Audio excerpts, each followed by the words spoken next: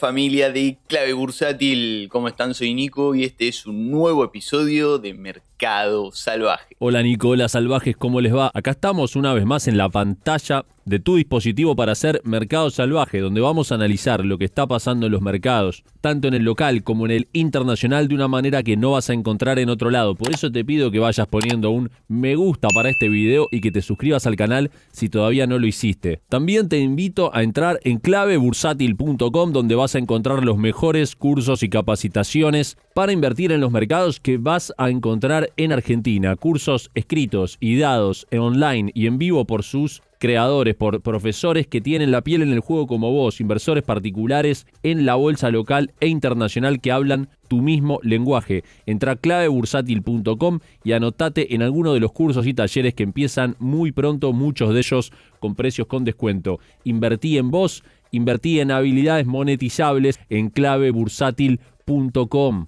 Y arrancamos con el análisis del mercado local, como siempre, por el lado de las acciones, observando el gráfico del Merval en dólares, donde tuvimos esta semana mucha volatilidad, pero prácticamente los mismos precios. El Merval cayó nada más en torno a un 2,5% en dólares y tuvimos acciones que volaron, tuvimos acciones que cayeron y otras que quedaron igual. Muy heterogénea la semana, muy volátil, pero con poca variación de una semana a la otra. Vemos que la semana hizo una vela negativa, 2,5% a la baja, como les digo, pero apenas perdiendo un poquito de ese 15% que subió la semana pasada, que fue una de las mejores semanas del año. Sin embargo, lo más particular de esta semana lo vamos a ver en lo fundamental, porque hubo noticias muy importantes esta semana que uno podría haber pensado que el mercado hubiera reaccionado positivamente y no fue así. Así que quédate ahí que vamos a seguir hablando de este tema. Como venimos señalando, el Merval en dólares se encuentra en una tendencia bajista de corto plazo iniciada en enero del 2025 justamente con la asunción de Donald Trump. Y en este momento, a solo una semana de las elecciones, el Merval tendría más o menos un 20 o 25% de upside hasta el techo del canal bajista sin cambiar de tendencia. Es decir, uno podría plantear un trade de corto plazo contratendencial que aún en el caso de que se consolide el mercado bajista del Merval, las acciones tendrían un margen de rebote sin necesidad de cambiar esa tendencia de fondo. Considerando que se vienen las elecciones en una semana, seguramente vamos a tener mucha volatilidad, pero no sabemos si para arriba o para abajo. Repasando brevemente las acciones, podemos ver que seguimos en la misma situación. Tomando como ejemplo Galicia, que vamos a ver lo mismo en otros bancos, reaccionó en el soporte de la tendencia que arrancó en 2022, podemos llamarle de largo plazo para Argentina, siendo 2 años con fuerte volumen, y una vela roja para esta semana en Galicia, que bajó aproximadamente un 3% en el ADR. Como les digo, el sector bancario está bastante homogéneo. Si vemos el ADR de Banco Macro, misma situación. Aunque en este caso Macro subió un 4%. Por eso les digo que muy heterogéneo el movimiento del mercado en los ADRs argentinos en la última semana. El ADR de Pampa Energía prácticamente neutral, 0,25 positivo en la semana. Se mantiene en la tendencia bajista de corto plazo, idéntica a la del Merval en dólares. Misma situación, tiene bastante margen para subir aún dentro de la misma tendencia bajista. Un ejemplo más, veamos Edenor, igual a los bancos. Tendencia alcista de más de 3 años de duración, reconociendo soporte con fuerte volumen. En este caso, Edenor subió nada más y nada menos que un 12,5% en la semana. Solamente superado por Central Puerto, que se anunció que va a participar de ese proyecto de OpenAI de inteligencia artificial en la Patagonia, subió alrededor de un 16% en la semana. Pero sin dudas el termómetro de la desconfianza esta semana lo pudimos ver en los bonos en dólares, con un AL 29 que bajó un 4,3%, un AL 30 en dólares que bajó un 6,13%, un AL 35 también en dólares que bajó casi un 10%. En este caso sí, miren, devolviendo toda la suba de la semana anterior. El AE38 en dólares también bajando casi un 10% y también devolviendo prácticamente toda la suba de la semana anterior. Al 41D cayendo también casi un 10%, 9,5% para ser exactos, cerrando en casi mínimos de la semana, también muy negativo. Y por último el GD46 bajó casi un 7% en la semana y acá no llegó a devolver la suba de la semana anterior. Pero en definitiva, una muy mala semana para los bonos argentinos, lo cual es doblemente llamativo por las noticias que hubo en torno a estos activos. pero ya nos vamos a meter en eso. Pasemos a ver el tema del dólar. Corriste, Scotty Cagón. Analizando la dinámica del mercado cambiario, empezamos a encontrar las cuestiones más bizarras de esta semana. Y veamos, acá en pantalla tenemos el gráfico del dólar oficial mayorista toda la semana, ¿no? Desde el día 12 hasta el día 17 de octubre. No le den bola a este mechazo porque evidentemente es algún error en la base de datos. Vamos a borrarlo. Ahí está. Y podemos ver un dólar oficial mayorista que arrancó en torno a 1.350 y terminó en 1.450. Una suba de 100 pesos en la semana, lo cual es bastante. Y de la misma manera que decía recién con los bonos, especialmente teniendo en cuenta el contexto, un contexto en el cual tenemos a nada menos que el Tesoro de los Estados Unidos activamente y con todo su poder de fuego, tanto político como financiero, tratando de contener al dólar en Argentina sin éxito. De hecho, veamos que el viernes, antes de la apertura del mercado, miren qué casualidad, 9:45 am exacto, Bessent dice: otra vez, Estados Unidos apoya a Argentina. Ayer el Tesoro compró pesos en el mercado de swap de Blue Chip. Esto se refiere al contado con liquidación. ¿Por qué le dicen así? Bueno, Blue Chip se le llama a las empresas, a las acciones o a los bonos de alta capitalización. Es decir, especies de mucha liquidez en el mercado. Naturalmente, si vos querés hacer una operación cambiaria utilizando especies bursátiles, tenés que usar aquellas que tengan mucho volumen de operación en el mercado, porque si no vas a tener spreads y cuando compres y vendas para salir en la otra moneda vas a terminar pagando un costo. Por eso, para hacer estos swap de moneda se usan blue chips, o sea, activos de alta liquidez. Por eso en la Argentina se usa principalmente el bono al 30 para hacer MEP y contado con liquidación. Bueno, acá Bessent dice que compró pesos tanto en el mercado de dólar oficial como en el contado con liquidación. El Tesoro se mantiene en estrecha comunicación con el equipo económico argentino mientras trabaja para que Argentina vuelva a ser grande. El Tesoro está monitoreando todos los mercados y tenemos la capacidad de actuar con flexibilidad y contundencia para estabilizar a Argentina. Es otra vez una intención de Bessent de marcar la cancha, de marcar la expectativa, de bajar la tensión en el mercado poniendo estos mensajes, cosa que hace pocas semanas funcionaba y con creces. O sea, el mercado se sorprendía con estos mensajes que lograban el efecto deseado de calmar la tensión. Sin embargo, empezamos a observar un fenómeno de rendimientos marginales decrecientes en el efecto de los tweets de Bessent, con su situación más contundente justamente el último día, el 17 de octubre. Yo no sé si el mercado lo hizo a propósito de la efeméride, pero bueno, veamos un gráfico de 1816 que muestra la dinámica del tipo de cambio mayorista asociado a estos eventos recientes. Primero, elección de la provincia de Buenos Aires, explota el dólar mayorista. Hace una especie de overshooting, comprime un poco y empieza de nuevo a subir y llega al techo de la banda. Miren, 1480. Cuando sucede eso, ahí aparece por primera vez Bessent, el primer tuit de Bessent y el anuncio de las retenciones cero. Eso produce una caída del dólar oficial impresionante que lo lleva hasta valores más bajos que incluso antes de las elecciones de la provincia de Buenos Aires. En ese momento, el Tesoro de Argentina compra 2.200 millones de dólares de lo que liquidó el agro, que fue en total 7.000 millones de dólares. A partir de allí, donde evidentemente tanto el Tesoro americano como el Tesoro argentino pensaron que con ese anuncio de Bessent y con los 2.200 millones de dólares que habían logrado comprar, iban a poder llegar tranquilos más o menos hasta las elecciones. Sin embargo, en muy pocos días, apenas una semana, el Tesoro terminó de vender todos los dólares que había comprado y se quedó de nuevo sin nada. Así fue que la semana pasada el dólar se volvió a acercar peligrosamente al techo de la banda y antes de que llegue el día en el que al Tesoro ya no le quedaban dólares para intervenir, apareció otra vez, pero en esta oportunidad fue con la primera venta de dólares. ¿Se acuerdan? Lo vimos la semana pasada, un evento histórico, algo que nunca había pasado. El Tesoro de Estados Unidos había vendido en esa rueda 24 millones de dólares en el dólar oficial.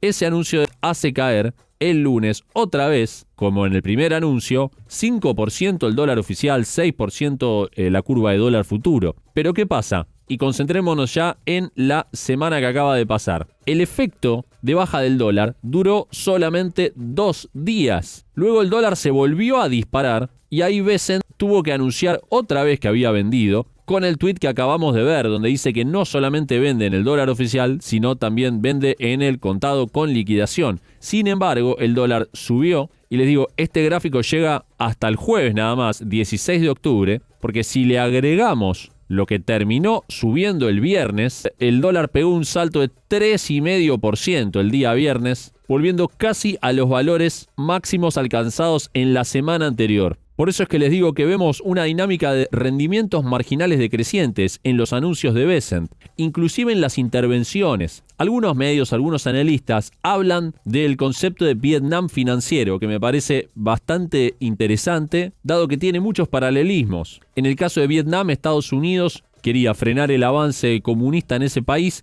no porque fuera un país muy importante, sino para hacer un aleccionamiento y para marcar la cancha del avance de la izquierda en la región, y pensó que con muy bajo costo, con muy pocos recursos, siendo un país tan chiquito, iba a ir y ya solo con su mera presencia iba a amedrentar al Vietcong, que se iba a rendir, y si no, con 2 o 3 disparos, dado la superioridad abismal del aparato militar de Estados Unidos contra el de un país ínfimo como Vietnam, lo iba a ganar en 5 minutos y finalmente, de maneras rudimentarias y hasta bizarras, el Vietcong logró repeler el ataque y terminó ganando la guerra con cerbatanas y armas de baja calidad. Bueno, acá, parecido, la economía argentina es ínfima y no es importante para Estados Unidos, y probablemente pensaron que con muy poca artillería y con la mera amenaza de la intervención del desembarco del Tesoro americano en el mercado argentino iba a alcanzar para aleccionar las especulaciones negativas sobre el peso, sobre el riesgo país argentino,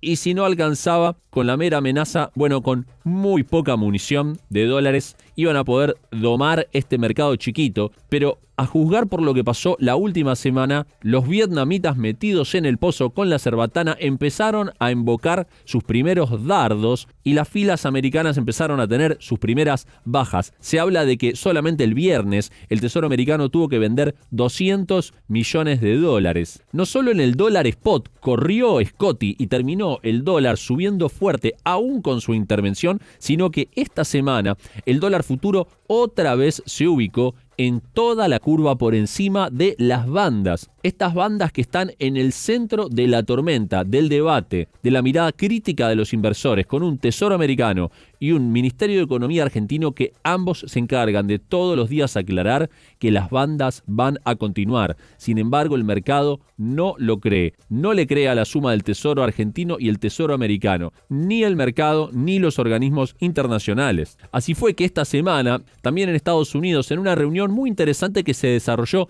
todo en inglés, bastante despojada de un clima político chicanero que lamentablemente suele impregnar las interlocuciones del equipo económico. Y para uno que analiza el mercado fríamente, eso es una piedra en el camino cuando tiene que ver todas las interlocuciones de Caputo o de su equipo en espacios militantes, donde gran parte de lo que se dice va en línea con el relato político en contexto de las elecciones y está lleno de ruido, chicanas y verdades a medias que empañan y que dificultan sacar información que sirva para hacer nuestras estrategias de inversión. En este caso, en esta conferencia en inglés que dieron Caputo y Bausili, hubo mucho menos de eso y fue mucho más técnico y transparente. Además, que probablemente por tener un lenguaje más acotado, más reducido, al no ser su lengua madre, tampoco tenían un despliegue lingüístico suficiente como para derrochar cosas que decir. Fueron bastante al grano y más transparentes que de costumbre, en particular Bausili, que detalló una situación que la consideró muy grave, muy extrema, de la toma de cobertura que el mercado, que la economía argentina está haciendo en la víspera de las elecciones. Y él decía que después de las elecciones todo esto va a cambiar. Volvamos un poco para atrás. Decimos que el mercado en el dólar oficial lo está corriendo a Bessent. No le importan ni los anuncios, no le importa la muralla de dólares que ponga, le compra todo y lo lleva puesto. Y en el dólar futuro, por más que digan y no paren de decir, tanto el equipo económico argentino como el norteamericano, que van a seguir las bandas, el mercado no le cree. Bausili dice, esto es producto de la víspera electoral. Después de las elecciones, esto va a cambiar. Tratemos de analizar esto. ¿Es verdad lo que dice Bausili? ¿Que el efecto Bessent no está funcionando y que el mercado se lo quiere llevar puesto igual y eso va a cambiar después de las elecciones? Bueno, En primer lugar, volvamos al ya antiguo y gastadísimo gráfico del Valle de la Muerte que desde hace meses venimos utilizando, pero es una gran herramienta. Bausili dice que después de las elecciones va a frenar el apetito de cobertura, con lo cual va a frenar la dolarización en el spot, la presión sobre el dólar oficial, y va a frenar la presión sobre el dólar futuro, porque ya no va a haber algo de lo que cubrirse. Pero pensemos en todos los elementos que llevan a estas últimas semanas a lo que nosotros llamamos el Valle de la Muerte. ¿Por qué le decíamos así? Ya desde mitad de año, cuando estábamos en el segundo trimestre, en el récord histórico de liquidación del agro, porque se dan una confluencia de muchas variables, todas a la vez y todas negativas. Vamos por el principio. En el segundo trimestre, que es el mejor para la dinámica cambiaria en Argentina, para la oferta de dólares, viendo este gráfico que está basado en el promedio de la demanda de pesos, que es muy estacional, podemos ver que en ese segundo trimestre no solo tenemos, obviamente, la cosecha gruesa, la mayor oferta del año de dólares, sino que tenemos el pico de demanda de pesos. O sea, hay mucha demanda de pesos, con lo cual hay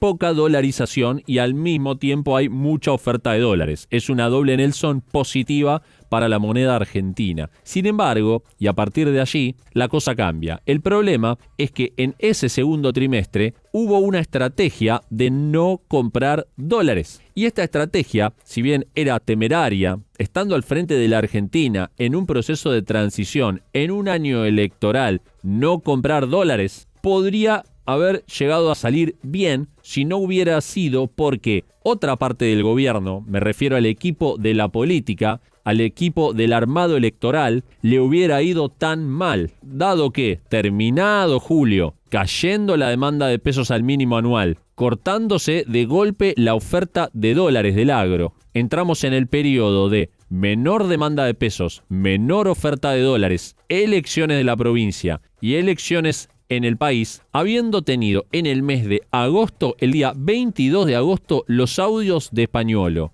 y luego el fracaso de las elecciones de la provincia. Y en el medio, entre las elecciones de la provincia y el país, el escándalo de Spert. Así que a este Valle de la Muerte, que nosotros lo habíamos armado pensando solamente en las cuestiones financieras, es decir, la menor demanda de pesos, la menor oferta de dólares, sin haber comprado dólares antes, se le sumaron cisnes negros políticos, que los acabo de mencionar, y que hicieron que la decisión de no haber comprado reservas y llegar al Valle de la Muerte en calzoncillos sea mucho peor que antes. Probablemente el equipo económico se haya frustrado bastante de la mala performance que tuvo el equipo político del gobierno, porque claramente si no hubiera pasado lo de Pañuolo, si el armado político hubiera sido mejor y hubiera propiciado un mejor resultado en la provincia, o si hubiera habido un manejo mejor de la relación con los gobernadores, yendo a cada provincia en una alianza con el gobernador que había procurado ayudar a Milei a conseguir la ley bases, digamos, esas alianzas que hubo durante el año 2024,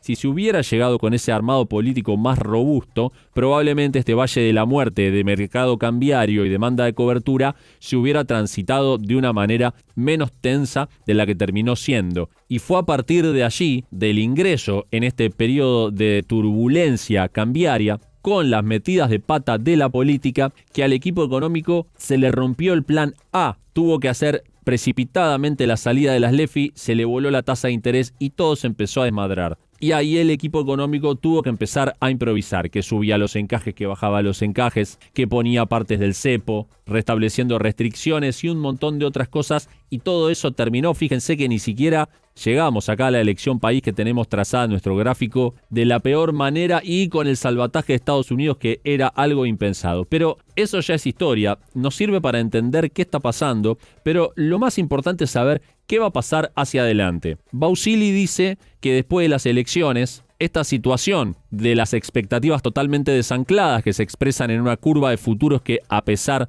de lo que dice el gobierno local y el estadounidense, no le cree que va a seguir con las bandas, un mercado de spot que sigue presionando y se lleva por adelante al tío Scott, no importa cuántos dólares pongan, no les creen y los corren en el mercado cambiario. Bausili dice que va a terminar después de las elecciones. Bueno, parcialmente hay varios de los factores que vemos estacionales que sí se van a dar vuelta. Es decir, después de las elecciones, del mes de noviembre en adelante, vuelve a aumentar la demanda de pesos, vuelve a aumentar la oferta de dólares con la cosecha fina y además, claro, habiendo pasado las elecciones, excepto en el caso de que el resultado de la elección sea demasiado negativo, entonces no habría un motivo para que siga habiendo una exagerada cobertura. Hagamos un asterisco en esto. La Argentina es un país que tiene una historia nefasta de la relación entre el mercado y las elecciones. Sin ir más lejos, de las 3 caídas diarias de una bolsa en la historia del mundo, 2 son de Argentina. Tanto en la época del 2001 como en el 2019, con una caída del 50% del índice Merval en un día tras el resultado electoral, y eso fue nada más que hace 6 años. Hay un reflejo, hay un recuerdo, no es lo mismo. Claramente, en cualquier situación y probablemente durante muchos años, cada vez que hay una elección en Argentina, por más importante o menos importante que sea, vas a tener demanda de cobertura. Es un reflejo que hay. Haya buena o mala expectativa. En este caso hay una mala expectativa del resultado electoral. Y eso tiene que ver con muchas de las cosas que estamos hablando. Es imposible saber si es más por lo político, si es más por lo económico, pero por lo que sea, la expectativa respecto del resultado electoral para el oficialismo nacional es bastante mala, bastante pesimista, y es lógico que en ese contexto se produzca una fuerte cobertura en el mercado, una dolarización de portafolios. Si la elección no sale tan mal, supongamos un escenario intermedio, que incluso puede ser compensado con el grado de alianza que anuncie Milei con el resto de los políticos no de izquierda el día después de las elecciones. Si el escenario no es una catástrofe desde lo político, tiene que cortarse el apetito de cobertura. Y no estamos hablando de un escenario de euforia. Pensemos en una hipótesis de escenario neutral, intermedio. La demanda de cobertura sí debería caer. Y además, la demanda de pesos por estacionalidad va a aumentar y la oferta de dólares por estacionalidad también va a aumentar. Con lo cual, es verdad lo que dice Bausili, al menos parcialmente, de que después de las elecciones, y yo agrego, si no hay un resultado catastrófico, parte de la demanda de dolarización que está viendo en este momento debería desaparecer. Con lo cual, tal vez la explicación o parte de la explicación de por qué está corriendo el tío Scotti, las doña Rosa compra dólares, se lo están llevando puesto en el dólar oficial y en el dólar futuro, no importa cuántos tweets o cuántos dólares ponga, sí tiene que ver con que se viene la elección en una semana y después de eso la cuestión afloje un poco. En función de nuestras estrategias de inversión, tengamos en cuenta que cuando miramos los tipos de cambio break-even de los bonos en pesos a tasa fija, y lo mismo aplica para los SER, en comparación con la banda cambiaria, podemos ver que aún los tipos de cambio necesarios para perder con los activos en pesos están muy por arriba de la banda cambiaria. Para que tengan una idea, y siempre pongo el mismo ejemplo, el Boncap más largo que vence el 15 de enero del 2027, el tipo de cambio tiene que ser 2.500 pesos de acá a 1 año y 3 meses. Es decir, una suba más o menos de un 70% del tipo de cambio desde el valor actual en 1 año y 3 meses. Si bien el mercado en esta situación preelectoral opera bajo un supuesto de que las bandas cambiarias no van a seguir, tampoco nadie plantea un escenario de una disrupción tan grande en el tipo de cambio. Esto nos permite pensar que todavía hay oportunidad de venta de dólares en este momento de tensión, y tal vez más aún en la última semana si se sostiene esta situación del mercado corriéndolo a Scott Bessent, donde se pueda dar vuelta al inversor, salir de dólar al valor más alto posible y pasar a tasa de interés, habiendo todavía estos márgenes tan grandes para obtener un rendimiento. Aún en el caso de que las bandas cambiarias sufrieran alguna modificación o todo el régimen sufriera alguna modificación, todavía lucen exagerados los tipos de cambio break-even necesarios para perder plata con papeles como el que les estoy indicando. Ahora profundicemos un poco más en las noticias de la semana y por qué, por ejemplo, los bonos se cayeron tanto, siendo que ahí no estamos hablando del tipo de cambio ni de las bandas, ni de la intervención de Bessent, que es solamente sobre el dólar. ¿Por qué los bonos cayeron 10% en la semana? Empecemos a ver estas noticias importantes. La que todos vieron, el martes 14 de octubre tuvimos una cumbre muy importante del gobierno argentino con el gobierno estadounidense. Y no fue en un contexto cualquiera. Es muy importante prestar atención a todos estos elementos del contexto. Esta semana Trump, horas antes de reunirse con la comitiva argentina, venía de anunciar la paz en Medio Oriente con la entrega de los rehenes de Hamás y toda esta cuestión tan trascendente. Directamente de Israel y Egipto se subió al avión, se fue a Washington y se bajó para ir directamente a reunirse con la comitiva argentina. Y en el salón de prensa donde se juntaron las dos comitivas, Trump estaba nada menos que con el vicepresidente, el secretario del Tesoro, el secretario de Estado y el secretario de Guerra, o sea, los 5 funcionarios más importantes del Estado norteamericano. O sea, esto no fue organizado como una reunión de un segundo orden o poco importante, sino que el despliegue de costo político y de parafernalia que lleva adelante Estados Unidos sobre el salvataje de Argentina es del mayor calibre que Estados Unidos puede dar. No es un ninguneo, sino todo lo contrario. Ya van a entender por qué hago énfasis en esto. Como todos vieron, no voy a ponerme a analizar lo que salió por todos los noticieros 80 veces, Trump en una intervención tiró esta frase que decía algo así como: si Milei pierde, no vamos a ser generosos con Argentina. Textualmente dijo: porque si Milei pierde, el candidato que competiría contra él, seguramente, sería alguien de extrema izquierda, que son los que llevaron a la Argentina a este lugar. Entonces, si ese candidato de extrema izquierda ganara, no seríamos muy generosos con ellos. Muchas voces del mercado, como podemos ver en este cable de Bloomberg, interpretaron que la ayuda de Estados Unidos a Argentina depende de quién gane la elección. Mucha polémica se armó sobre si se refería a la elección legislativa o a la elección presidencial de 2027. Yo les digo cuál es mi interpretación de esta situación. ¿Y por qué voy a interpretar de esta manera? Por lo que les acabo de detallar de la envergadura que tuvo la cumbre de Argentina con Estados Unidos. No solo eso, sino el costo político que viene asumiendo con las intervenciones monetarias directas, con las intervenciones verbales y de declaraciones públicas sobre Argentina. No parece un escenario posible o probable que si la elección del domingo que viene sale peor a lo esperado, directamente Estados Unidos jale la palanca y corte todo el programa de ayuda. Tratándose de Trump, podemos esperar cualquier cosa, pero luce bastante poco probable que con el grado de profundidad y movilización de recursos que viene haciendo Estados Unidos, tanto en lo material como en lo simbólico, en lo político, esa ayuda dure solamente 2 semanas desde que se anunció hasta la elección, y a las 2 semanas digan no, mejor no, jalen la palanca y corten todo. Eso luce bastante poco probable, la verdad. Lo que yo interpreto de lo que dijo Trump, considerando lo que venía diciendo antes de hacer esas declaraciones, que estaba despotricando contra un candidato a alcalde de Nueva York que es de izquierda, diciendo que no le iba a mandar fondos a Nueva York si ganaba ese alcalde porque no iba a financiar políticas comunistas, según él mismo dice, lo que interpreto es algo que, desde el primer momento que se anunció el salvataje, era obvio y casi ni hacía falta aclararlo. Si Argentina vuelve al gobierno anterior o vuelve a las políticas del gobierno anterior, es decir, abandona el camino actual de reformas pro mercado, Estados Unidos no va a apoyar. Estados Unidos va a apoyar el camino de reformas económicas que lleva adelante hoy Milei, pero mañana lo podría llevar adelante cualquier otra persona. Ese alineamiento con el eje estadounidense de reformas capitalistas, de aliado de la administración Trump, eso es lo que apoya a Estados Unidos. No es a Milei a título personal, simplemente por un favoritismo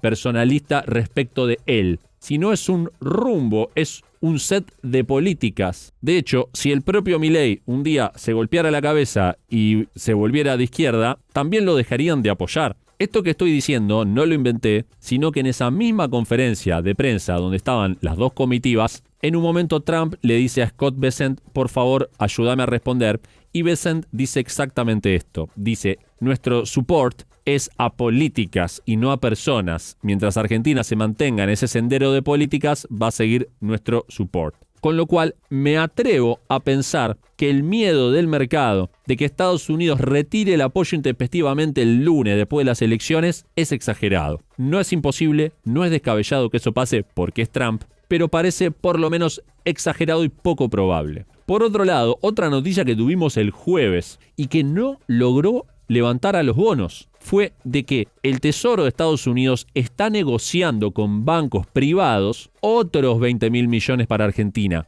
aparte de los 20.000 millones del swap. Es decir, en total 40.000 millones. Como dice acá la agencia Reuters, bancos como el JP Morgan, Bank of America, Goldman Sachs, Citigroup están hablando con el Tesoro americano para proveer 20.000 millones en préstamos para Argentina. Y atentos a que dice que estos bancos van a crear un fondo de inversión de 20.000 millones para invertir en los bonos soberanos de Argentina. El swap de 20.000 millones tiene por objetivo estabilizar el peso. Y este otro préstamo de 20.000 millones, estabilizar el riesgo país. Con 20.000 millones más todo lo otro, lo del fondo, lo del tesoro, etc., quedarían garantizados los pagos de deuda de toda la administración de Milei. Como dijimos cuando se anunció el primer salvataje, los bonos de Argentina, el más corto vence en 2029, es decir, afuera del primer mandato de Milei. Claro que va amortizando en el medio, no es que vence el capital completo todo en 2029, no.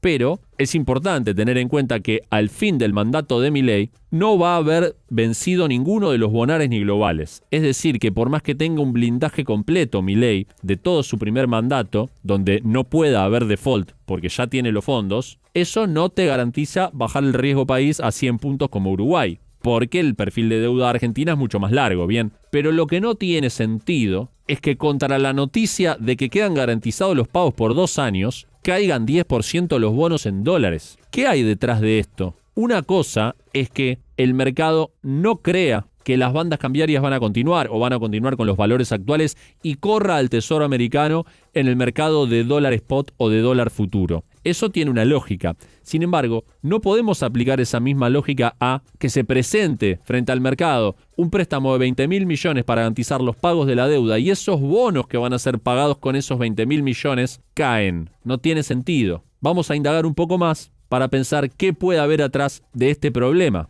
Para lo cual vamos a traer un fragmento de un informe del banco de inversión Barclays que salió hace 5 días nada más, donde explica de qué se trata el salvataje estadounidense. Y en una parte dice, elegimos los principales 4 preocupaciones de los inversores. Son 4 preocupaciones. El primero, que sea un espejismo, es decir, que lo que está haciendo Bessent nada más sea mucho ruido y pocas nueces, un puente comunicacional hasta las elecciones, o sea que ponga muchos tweets y al final no mande un mango. Algo que ya podemos casi descartarlo porque Bessent ya estuvo comprando pesos, vendiendo dólares en cantidades más o menos considerables, es decir, no es solo un espejismo y solo tweets, sino que ya apareció algo de la plata. No apareció todavía el swap, pero ¿ustedes creen que después de semejante despliegue entre Estados Unidos y Argentina no van a mandar el swap que ya se anunció? Bueno, difícil pensar que el mercado crea que es mentira lo del swap. Y algo de dinero ya se puso.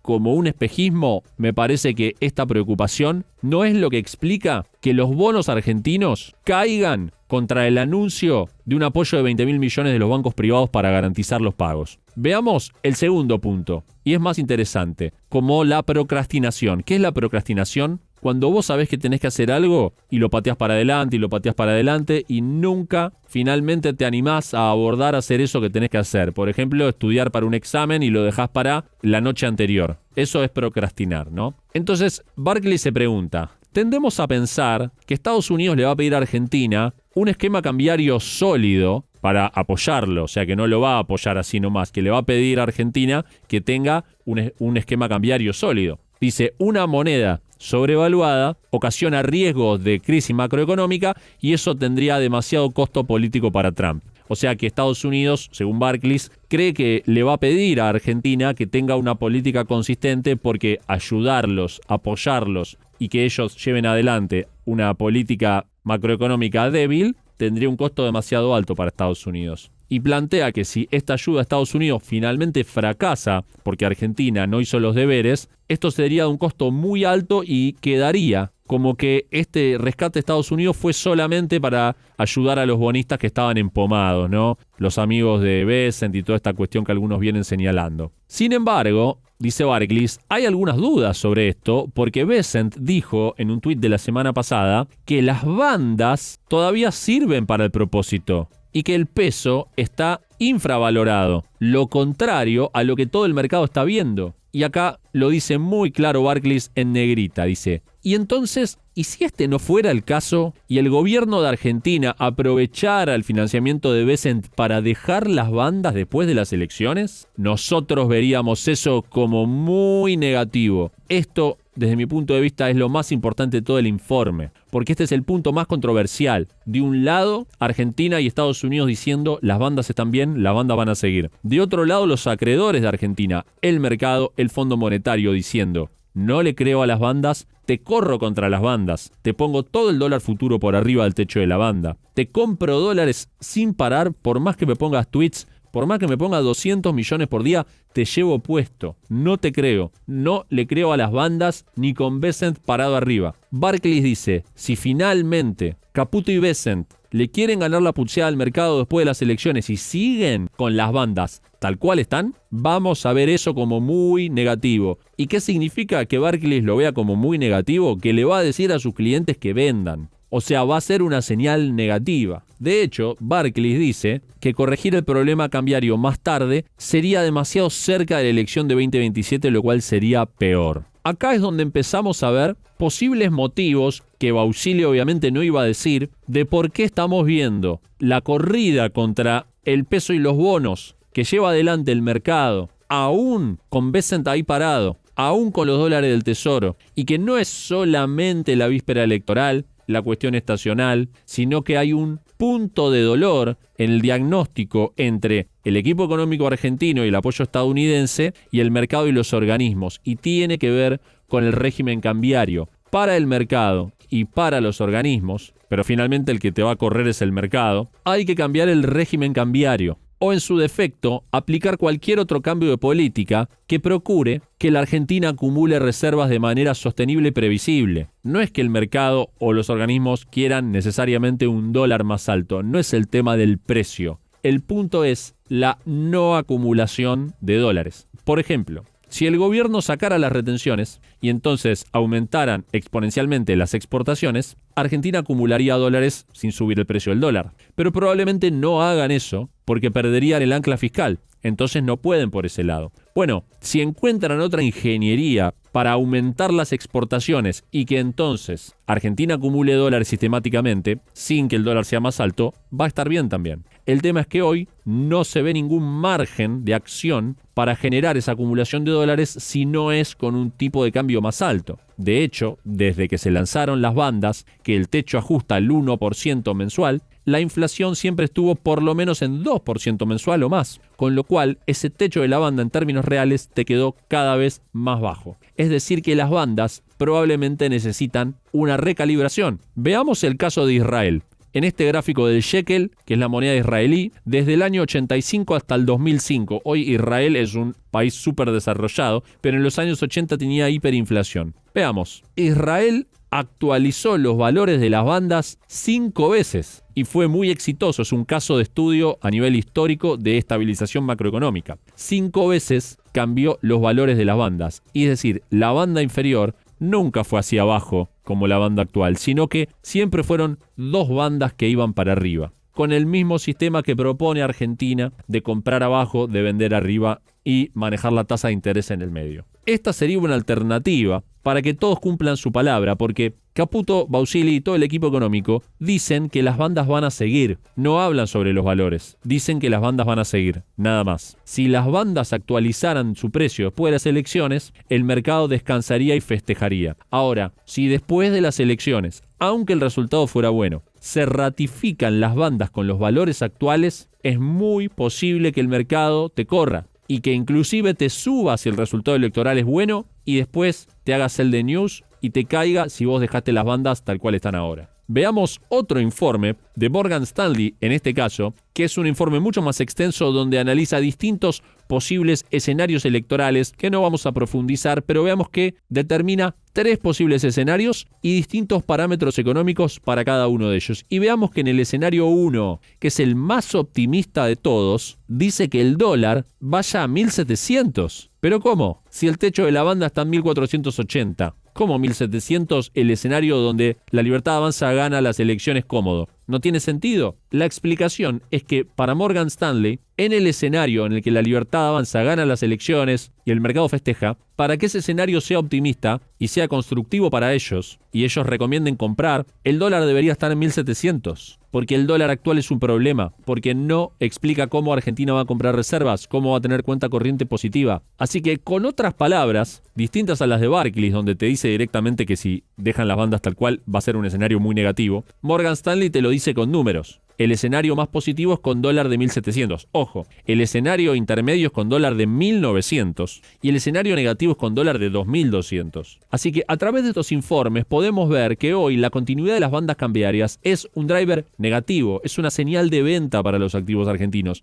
a diferencia de otros momentos en los cuales una suba del dólar puede ser vista como algo negativo para el mercado. En este caso, la suba del dólar sería positivo, porque destrabaría la parte que menos funciona en lo financiero del plan económico, que es la cuenta corriente negativa. Y acá me voy a poner en el lugar de Caputo, utilizando sus propios argumentos. Caputo dijo la semana pasada lo siguiente: respecto de esta crítica que hacen todos los organismos, los inversores, el mercado, sobre que Argentina tiene que comprar dólares de manera sostenida y previsible. Caputo dijo algo que hemos mostrado en este programa, no creo que lo haya visto acá, pero dice: algunos nos dicen que tenemos que hacer lo que hace Chile. El Banco Central de Chile lanzó un programa de compra de reservas donde se compran 25 millones por día hasta llegar a 6.000 millones en un año. Caputo dice: me dicen que hagamos eso y no lo vamos a hacer. ¿Saben por qué? Dice, porque nosotros con nuestra metodología de comprar, viste que ellos compran en bloques de manera discrecional, sin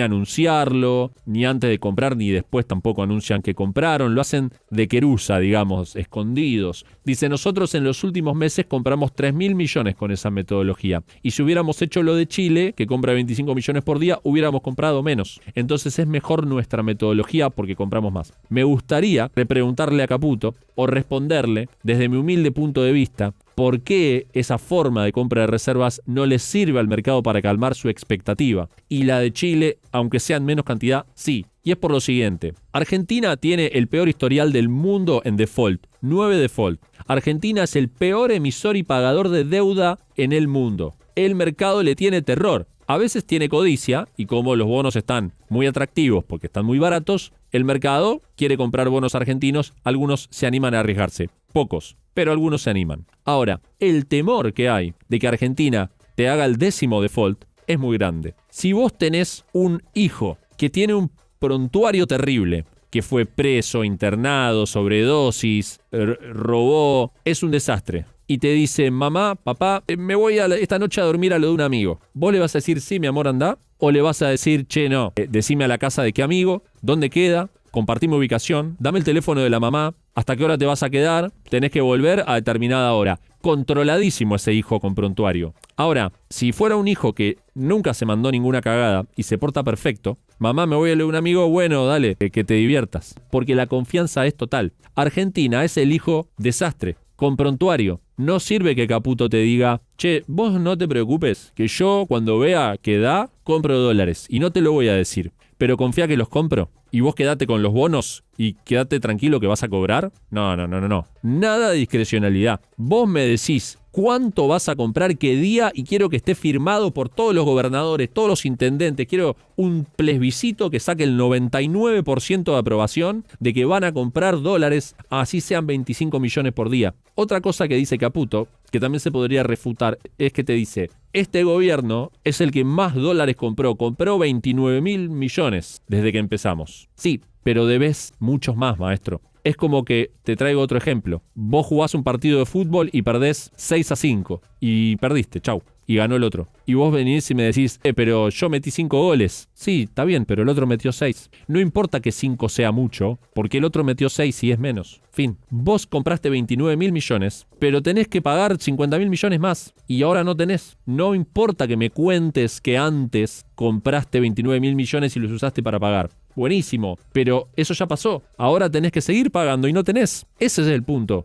Entonces esa respuesta sobre el pasado tampoco sirve para calmar al mercado. Lo que sí calmaría al mercado, y está muy claro, es que aparezca una representación política amplia, Milei con Macri, los gobernadores, el PRO, los radicales, no sé, la mayor cantidad de dirigentes políticos posible, diciendo: bueno, a partir de ahora vamos a comprar si querés, no 25, 20 por día, todos los días religiosamente. Como Doña Rosa que va con la jubilación y compra $50. Pero todos los meses lo voy a hacer y lo voy a meter en esta cajita. Eso le daría justo al mercado y a los organismos lo que están pidiendo. Hoy vas a encontrar hasta las voces de opinión, prácticamente militantes a favor del gobierno, desde las filas del análisis económico, pidiendo esto. Pero no solo en lo económico, sino también en lo político. No más confrontación, los consensos suficientes para pasar las reformas en el Congreso y mantener la situación actual, equilibrio fiscal, y acumulación de dólares transparente, sostenida a largo plazo,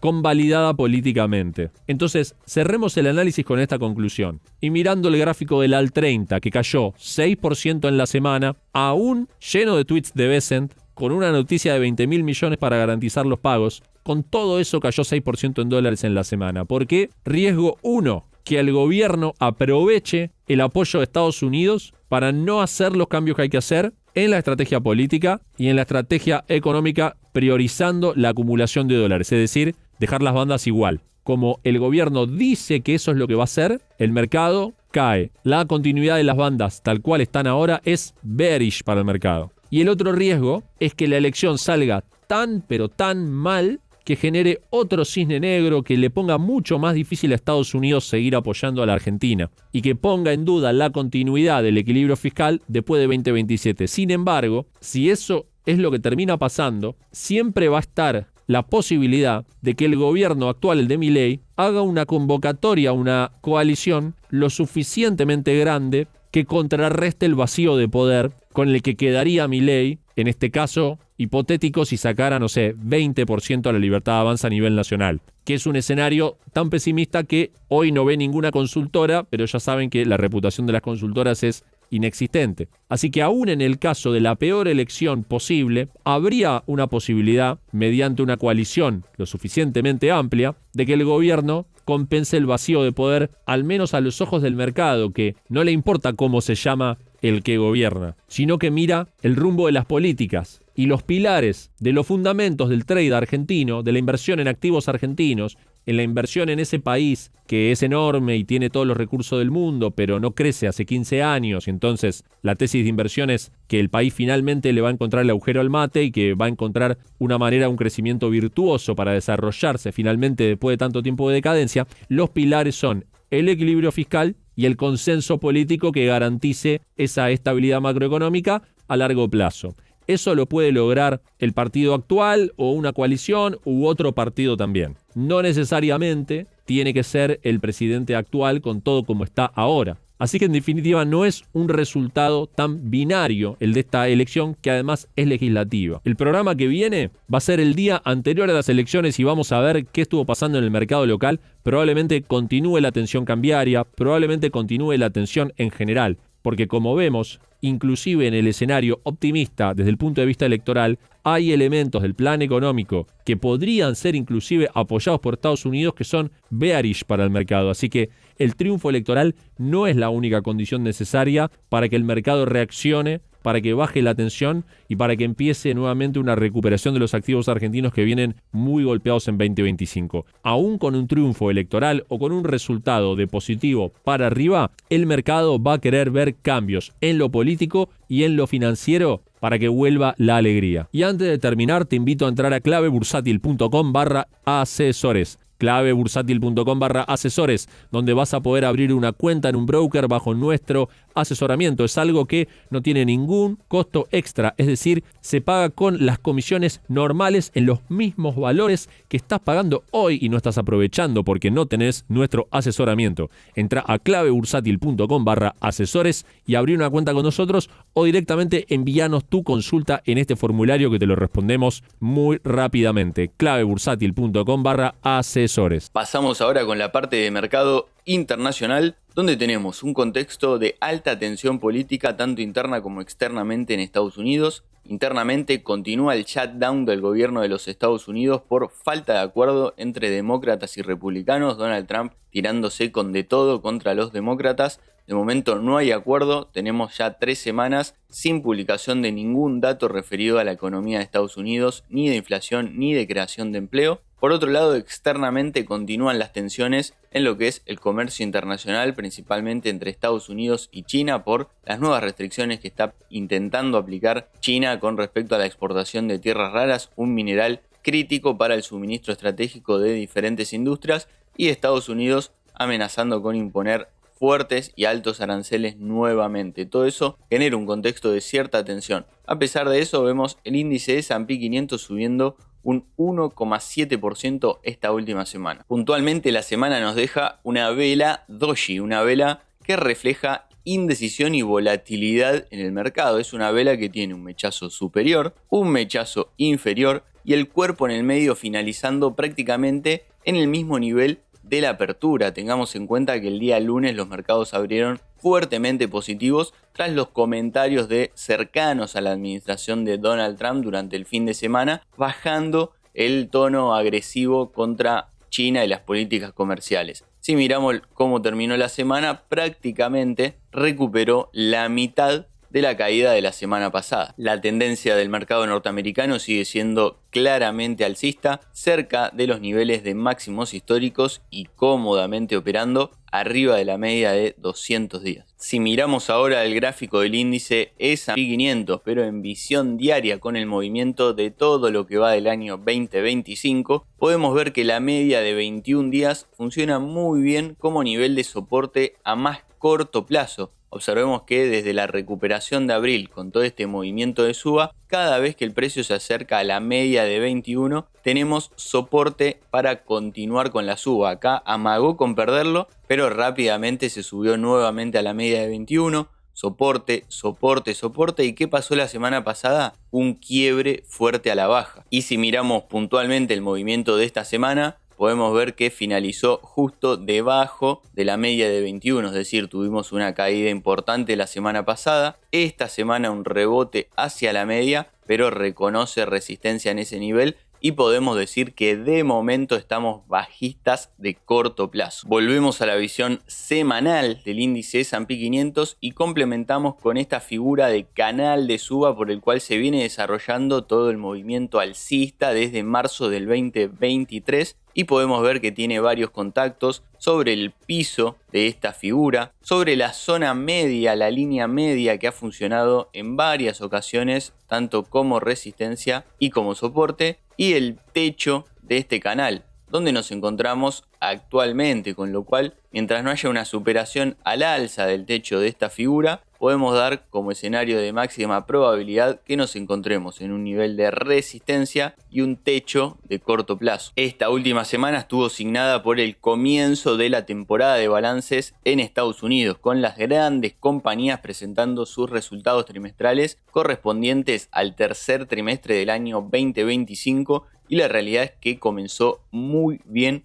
esta temporada de balances. Observemos que en promedio de las compañías que ya presentaron sus resultados, el 86% ha superado las estimaciones de los analistas. El crecimiento promedio interanual de las ganancias corporativas hasta el momento viene siendo en promedio del 8,5%. Es muy interesante observar acá la reacción del mercado, más allá de que estuvimos viendo que en líneas generales la temporada de balances comenzó muy bien. Podemos ver que la reacción del mercado viene siendo más bien negativa. ¿Qué podemos ver en este gráfico? En la columna celeste tenemos la reacción de esta temporada de balances actual correspondiente al tercer trimestre 2025, y en columna gris podemos ver el promedio de cómo ha reaccionado el mercado los últimos 5 años. Observemos que frente a una sorpresa negativa, el mercado ha castigado con caídas promedio de un 4,5%. Mucho mayor a la caída promedio de los últimos 5 años. Mientras que cuando hay una sorpresa positiva, el mercado no ha premiado, ha castigado incluso con una caída promedio del menos 0,1%,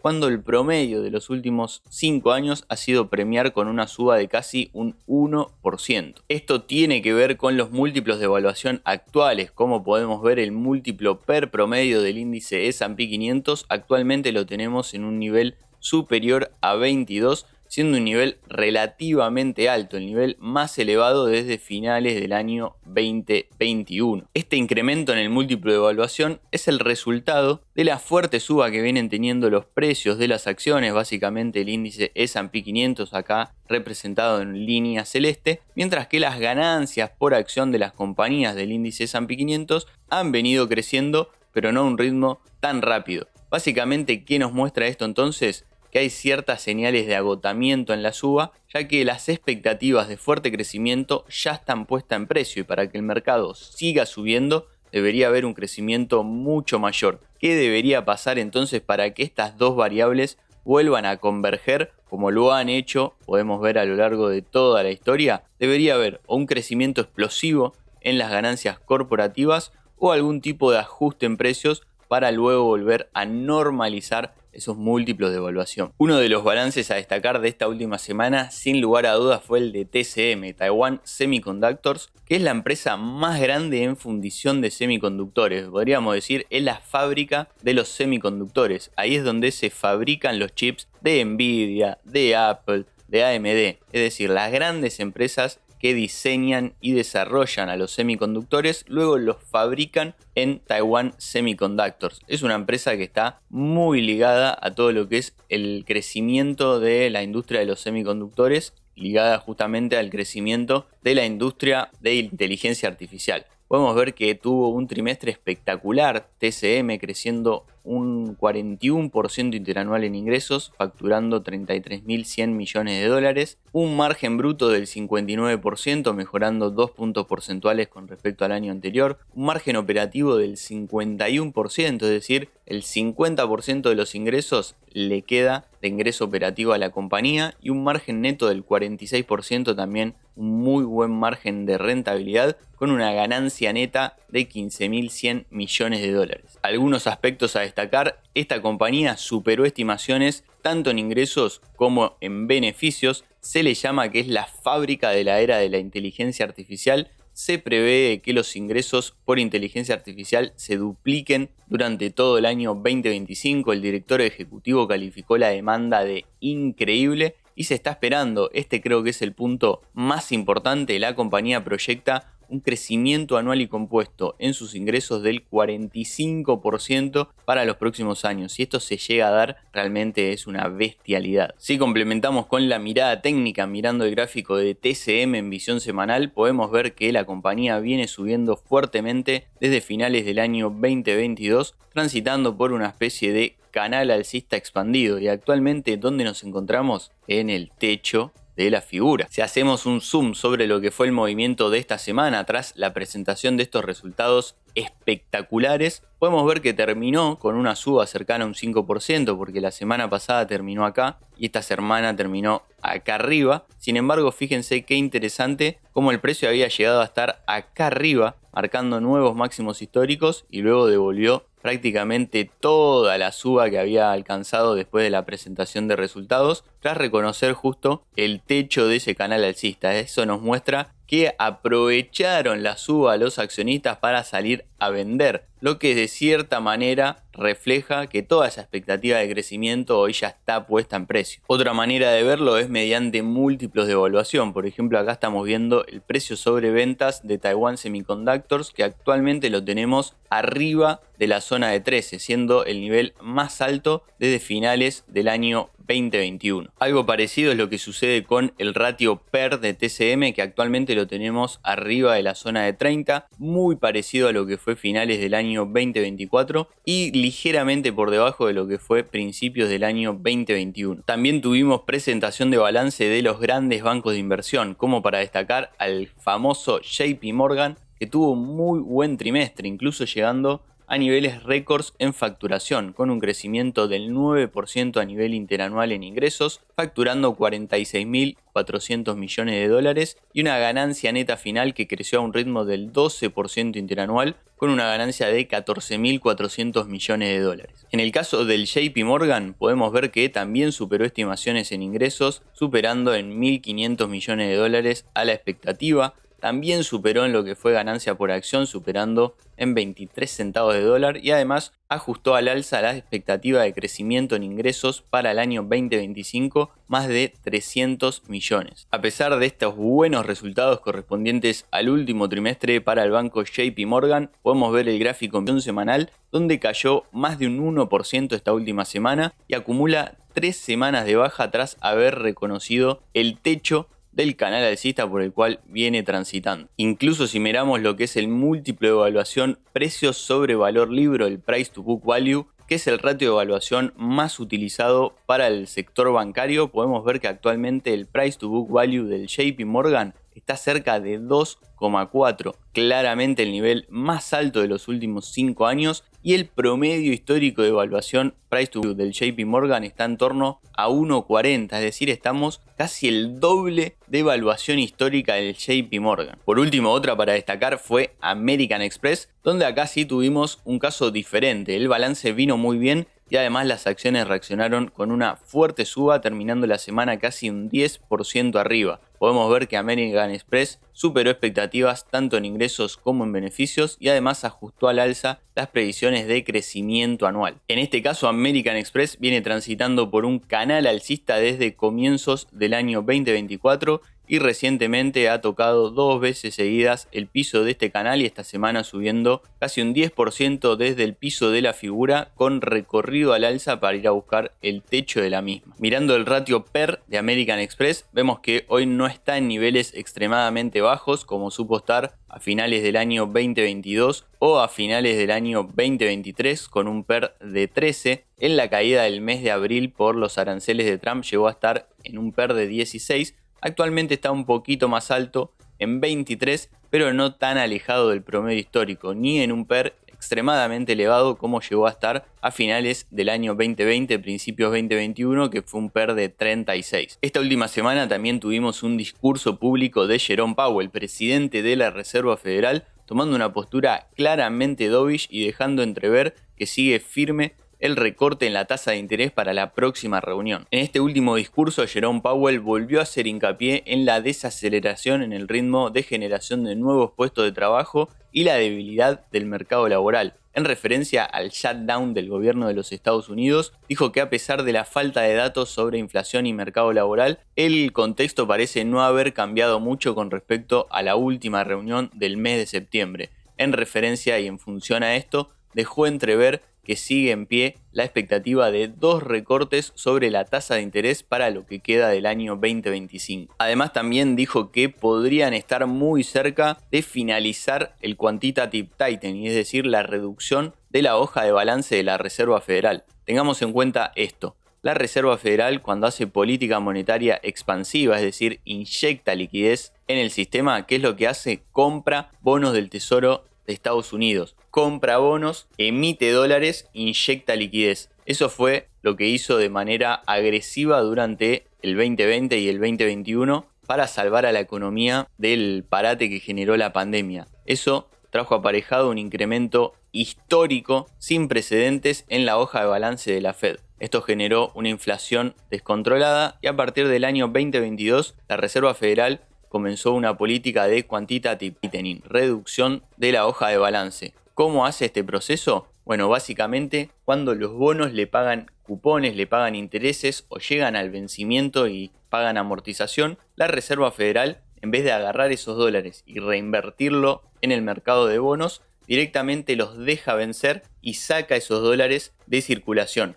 con política restrictiva. Bueno, según Powell ya estarían llegando a un nivel de equilibrio, un nivel donde deberían ya dejar de hacer esa política restrictiva de quantitative tightening y entonces esos rendimientos de los bonos, esos vencimientos tanto de cupones como de amortización, podrían comenzar a reinvertirlo nuevamente en el mercado de bonos. ¿Eso qué traería? Una fuerte demanda en el mercado de bonos que haga subir los precios y que haga bajar los rendimientos. Una caída en los rendimientos de los bonos del Tesoro de Estados Unidos podría ser un driver positivo para mercados emergentes, sobre todo. Recordemos que cuando suben los rendimientos de los bonos del Tesoro de Estados Unidos, esos bonos se pueden volver más atractivos. Para comprar bonos del Tesoro de Estados Unidos, uno compra con dólares, con lo cual el dólar puede tener mayor demanda. Si caen esos rendimientos, se vuelve más atractivo invertir en bonos de otros países, bonos de mercados emergentes y demás. Entonces se agarran los dólares, se compra otra moneda de otro país para invertir